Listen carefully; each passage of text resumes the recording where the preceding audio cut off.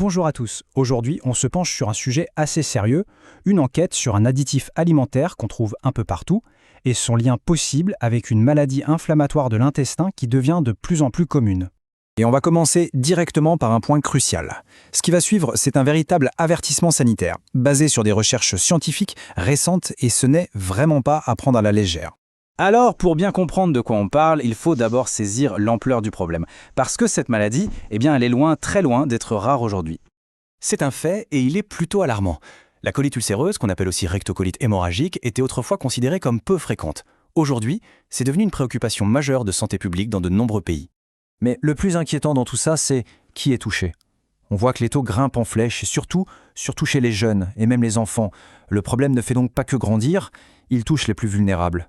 Du coup, la question qui se pose, c'est pourquoi? Qu'est-ce qui peut bien expliquer cette explosion? Eh bien, tous les regards se tournent vers notre assiette, et plus précisément vers un suspect en particulier.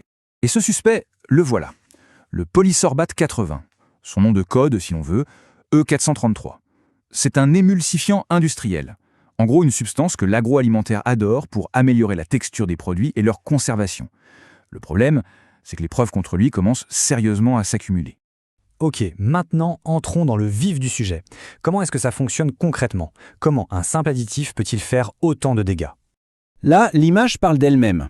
D'un côté, on a un côlon en pleine santé, bien protégé par sa barrière de mucus qui est essentielle, et de l'autre, c'est l'effet du polysorbate 80. On voit que cette barrière protectrice est complètement dégradée, comme dissoute. Le côlon est à nu, sans défense. Alors, comment ça se passe exactement? C'est une véritable réaction en chaîne, c'est ça qui est terrible. Premier temps, l'additif agit un peu comme un détergent. Hop, il dissout la couche de mucus qui protège le côlon.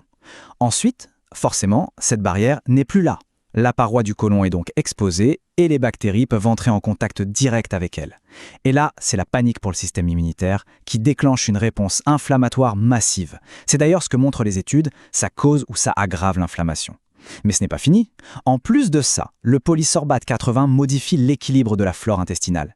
Il va en quelque sorte nourrir les mauvaises bactéries, celles qui aiment l'inflammation, tout en affaiblissant les bonnes.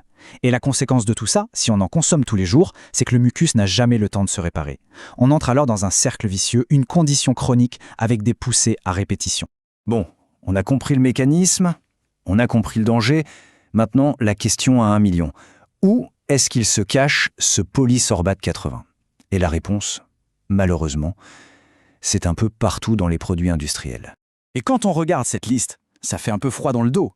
Crème glacée, yaourt aromatisé, dessert tout prêt, gâteaux industriels, mais aussi les sauces, les boissons light, et même, chose assez incroyable, certains aliments pour bébés. Il est vraiment partout, souvent là où on ne l'attend pas du tout. Donc, pour l'éviter, il faut devenir un peu détective et lire les étiquettes. Et attention, il a plusieurs alias. Il faut chercher soit polysorbate 80, soit son code E433, ou encore son nom commercial Twin 80. Savoir le repérer, c'est donc la première étape, c'est crucial. À partir de là, qu'est-ce qu'on en conclut? Quelles sont les implications pour la prévention et bien sûr pour le traitement? Finalement, après tout ça, on pourrait se dire, est-ce que ce n'est pas juste un additif de plus, un parmi tant d'autres, après tout? Eh bien, la réponse de la science est très claire. Non, absolument pas. Ce n'est pas une substance neutre, passive. C'est un agent inflammatoire actif qui agit directement au cœur du côlon. Ce qui veut dire que pour quelqu'un qui souffre de colite ulcéreuse, l'éliminer de son alimentation, ce n'est pas juste une bonne idée, ça fait partie intégrante de la stratégie de soins. Et on va terminer avec cette réflexion qui est assez percutante.